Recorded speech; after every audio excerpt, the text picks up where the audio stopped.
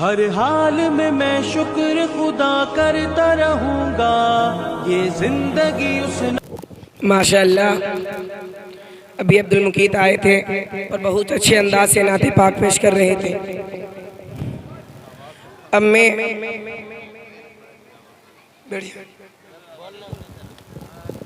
اب میں تقریر کے لیے ارشیر پروین کو دعوت دیتا ہوں۔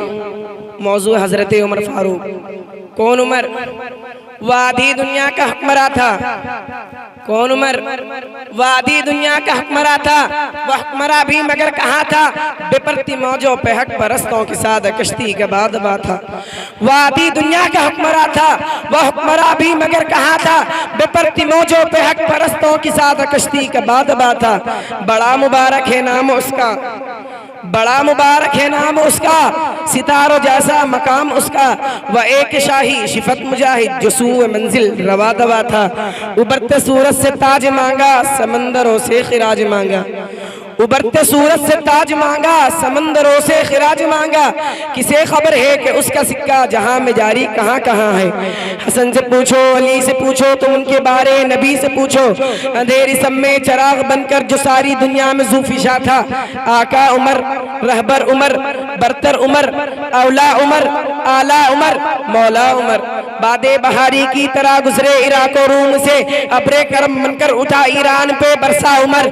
بعد ختم المرسلین کوئی نبی آنا نہ تھا، ماں بعد ختم المرسلین کوئی نبی آنا نہ تھا۔ یہ سلسلہ چلتا اگر ایک نبی ہوتا عمر۔ آقا میرے صدیق بھی، آقا میرے عثمان بھی، ایک طرف مولا علی ایک طرف مولا عمر۔ کون عمر؟ مرد جلال مرد ہنر بھیجنا پڑا۔ کون عمر؟ مرد جلال مرد ہنر بھیجنا پڑا، اونچے بدن پر اونچا حسر بھیجنا پڑا۔ سب سے بڑے نبی کے حفاظت کے واسطے فولاد سے بھی سخت بشر بھیجنا پڑا۔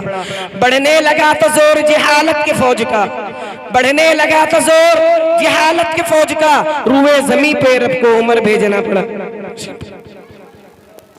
ورحمۃ اللہ وبرکاتہ۔ نحمدہ ونصلی علی رسولہ الکریم، اما بعد۔ محترم حضرات اور عزیز ساتھیوں، حضور اکرم نور مجسم صلی اللہ علیہ وسلم کے جانثار صحابہ اکرام ہمارے لیے مشعل راہ کی حیثیت رکھتے ہیں۔ حضور علیہ السلام کا ارشاد گرامی ہے کہ اصحابی کالنجوم فبأیہم اقتدیتم اہتدیتم، یعنی میرے صحابہ ستاروں کی مانند ہے، بس تم جس صحابی کی تابعداری کرو گے ہدایت پا جاؤ گے۔ صحابہ آسمان رشد کے روشن ستارے ہیں، راہ حق کے دکھانے کو یہ نورانی مینارے ہیں۔ انہی صحابہ اکرام میں سے ایک عظیم الشان صحابی حضرت عمر فاروق رضی اللہ تعالیٰ عنہ ہیں، جن کا شمار انتہائی جلیل القدر صحابہ اکرام میں ہوتا ہے۔ آپ کے بارے میں رسول اللہ صلی اللہ علیہ وسلم نے ارشاد فرمایا، لو کان بعدی نبی لکان عمر، کہ اگر میرے بعد کوئی نبی ہوتا تو حضرت عمر ضرور نبی ہوتے۔ اس روایت سے حضرت سیدنا عمر فاروق رضی اللہ تعالیٰ عنہ کی شان و عظمت کا بخوبی اندازہ لگایا جا سکتا ہے۔ حضرات یاد رکھیں کہ تمام صحابہ اکرام مرید مصطفیٰ ہے اور حضرت عمر فاروق رضی اللہ تعالیٰ عنہ مراد مصطفیٰ۔ چنانچہ ایک دن نبی کریم صلی اللہ علیہ وسلم نے اللہ تعالیٰ کے بارگاہ میں دعا مانگی، اے عمر چنانچہ ایک دن نبی کریم صلی اللہ علیہ وسلم نے اللہ تعالیٰ کے بارگاہ میں دعا مانگی، اے اللہ عمر بن خطاب کو مسلمان بنا دے۔ ادھر آپ نے یہ دعا مانگی اور ادھر حضرت عمر آپ کو قتل کرنے کے ارادے سے گھر سے نکلے۔ راستے میں ایک شخص نے پوچھا، عمر کہاں جا رہے ہو؟ آپ نے جواب دیا، محمد کو قتل کرنے۔ نعوذ باللہ۔ اس شخص نے کہا کہ محمد کو بعد میں قتل کرنا، پہلے اپنے گھر کی خبر لو۔ تمہاری بہن فاطمہ اور تمہارے بہنوئی سعید بن زید بھی اسی نبی کا کلمہ پڑھ کر مسلمان ہو چکے ہیں۔ حضرت عمر کو یہ سن کر بڑا غصہ آیا، وہ وہاں سے سیدھے اپنے بہن کے گھر پہنچے۔ جاتے ہی دروازہ کھٹکھٹایا۔ اس وقت ایک صحابی آپ کی بہن اور بہنوئی کو قرآن پاک کی تعلیم دے رہے تھے۔ انہیں جو ہی حضرت عمر کی آمد کا پتہ چلا، فوراً کمرے کے ایک کونے میں چھپ کر بیٹھ گئے۔ حضرت عمر نے پوچھا، میں نے سنا ہے کہ تم لوگوں نے محمد کا کلمہ پڑھ لیا؟ آپ کے بہنوئی نے جواب دیا کہ اگر ہم حق پر ہوں تو بھی آپ ہمیں غلط سمجھیں گے۔ یہ سنتے ہی حضرت عمر نے اپنے بہنوئی کو مارنا شروع کر دیا۔ آپ کی بہن فاطمہ چھڑوانے آئی تو آپ نے بہن کو بھی مارا، یہاں تک کہ ان کا چہرہ لہو لہان ہو گیا۔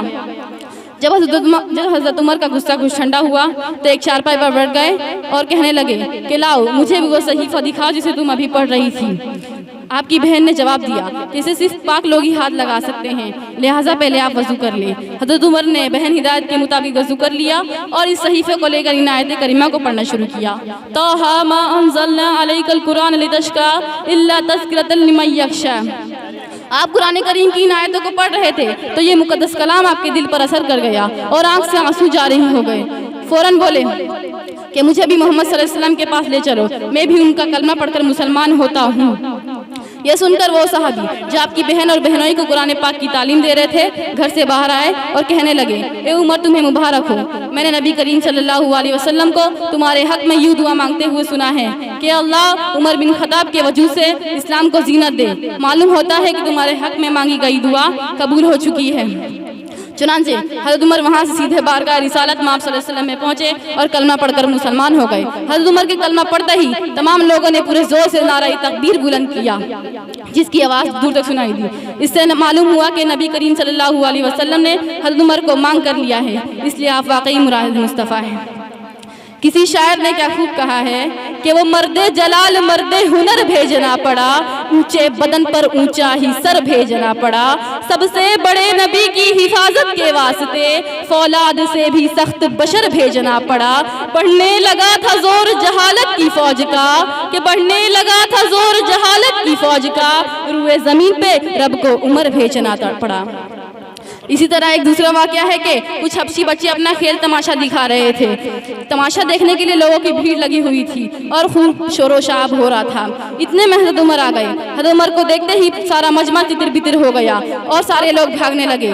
نبی کریم صلی اللہ علیہ وسلم نے یہ منظر دیکھا اور فرمایا کہ میں شیاطین جنوں انس کو دیکھ رہا ہوں کہ وہ عمر کو دیکھ بھاگ کھڑے ہوئے۔ اس واقعہ سے حضرت عمر فاروق رضی اللہ تعالیٰ عنہ کے رعب و دبدبہ کا بخوبی اندازہ ہوتا ہے۔ ایک حدیث پاک میں محمد صلی اللہ علیہ وسلم نے ارشاد فرمایا، ان الشیطان یفر من ذل عمر، یعنی شیطان حضرت عمر کے سائے کو دیکھتے ہی بھاگ جاتا ہے۔ میں جب یہ پڑھتی ہوں کہ اس نے 22 لاکھ مربع میل میں اسلام کا پرچم لہرایا تو کہتی ہوں آدھی دنیا کا حکمراں تھا۔ میں جب یہ پڑھتی ہوں کہ کفر لرزتا تھا تو کہتی ہوں آدھی دنیا کا حکمراں تھا۔ میں جب یہ پڑھتی ہوں کہ شیطان راستہ چھوڑ دیتا تھا تو کہتی ہوں آدھی دنیا کا حکمراں تھا۔ میں جب یہ پڑھتی ہوں کہ اس کے دور میں رعایا سوتی تھی اور حاکم جاگتے تھے تو کہتی ہوں آدھی دنیا کا حکمراں تھا۔ میں جب یہ پڑھتی ہوں کہ بیوہ اور یتیموں کا بوجھ اٹھایا کرتا تھا، اور میں جب یہ پڑھتی ہوں کہ وہ خود پیدل ہوتا تھا اور سواری پہ غلام ہوتا تھا تو کہتی ہوں وہ حکمراں بھی مگر کہاں تھا۔ وہ آدھی دنیا کا حکمراں تھا، وہ حکمراں بھی مگر کہاں تھا۔ بپرتی موجوں پہ حق پرستوں کی سادہ کشتی کا آباد تھا۔ بڑا مبارک ہے نام اس کا، ستاروں جیسا مقام ہے اس کا۔ وہ ایک شاہین صفت مجاہد جو سوئے منزل رواں دوا تھا۔ ابھرتے سورج سے تاج مانگا، سمندروں سے خراج مانگا، کسے خبر کہ اس کا سکہ جہاں میں جاری کہاں کہاں تھا۔ حسن سے پوچھو، علی سے پوچھو، تم اس کے بارے نبی سے پوچھو۔ اندھیری شب میں چراغ بن کر جو ساری دنیا میں ذوفشاں تھا، آقا عمر، رہبر عمر، مرشد عمر، مولا عمر، برتر عمر، بالا عمر، اولا عمر، اعلیٰ عمر، باد بہاری کی طرح گزرا عراق و روم سے، ابر کرم بن کر ایران پہ برسار عمر۔ ماں بعد ختم المرسلین کوئی نبی آنا نہیں، یہ سلسلہ چلتا اگر ایک نبی ہوتا عمر۔